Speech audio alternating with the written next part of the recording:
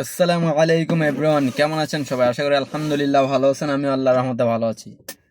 So guys, কি আর কম দুঃখের কথা, গত বছর এই দিনে, ঠিক আছে, মানে এই শীতের দিনে এই সুন্দর আবহাওয়ার মধ্যে বন্ধুদের নিয়ে একসাথে সন্ধ্যাবেলা চা আড্ডা দিতাম আর বাইরে ঘুরে বেড়াইতাম বন্ধুদের সাথে এই সুন্দর ওয়েদারে।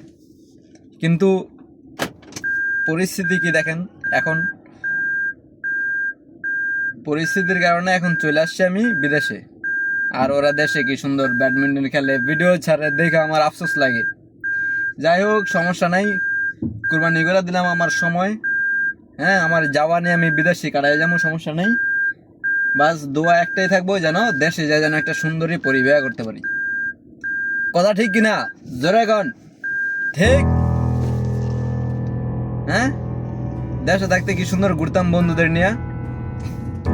পড়ছি বিদেশে, কামলা দিতেছি বিদেশে, গাদার মতো খাটতেছি বিদেশে। এখন দেশে যায় যদি একটা সুন্দর বই না পাই, তাহলে আর এই জীবনের লানাত হ্যাঁ লানাত। ঠিক কিনা? আরে জোরে কোন। আল্লাহ হাফেজ, ভালো থাকবেন সবাই। না না, বিদায় নেওয়ার আগে বাইরের ওয়েদারটা একটু দেখে। এই দেখেন, বাইরের ওয়েদারটা দেখছেন কি সুন্দর। উরি বাবা, সামনে দিয়ে আবার পুলিশের গাড়ি।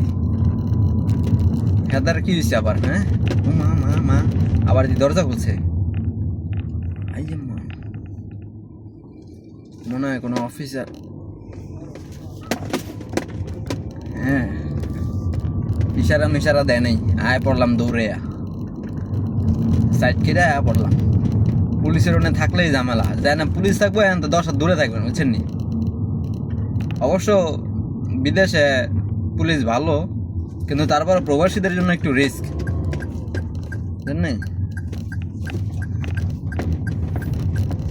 প্রবাসীদের জন্য একটু রিস্ক, যেন আমি কোনো রিস্ক নিব না। আমি চলে আসছি পুলিশে ওভারটেক করে বাসার দিকে চলে যাচ্ছি। তো আপনাদের সবার শীতকাল কেমন যাচ্ছে? আপনারা আমার মতো যারা বিদেশ নাই, তারা দেশে যারা আছেন, সময়টা উপভোগ করেন ভাই, ঠিক আছে? কারণ এক সময় দেখবেন যে এই সময়টা আর ফেরত পাইবেন না, পরে আমার মতো আফসোস করবেন। ঠিক আছে, সময় থাকতে সময়টা কাজে লাগান, নয়তো পরে আফসোস করতে হবে।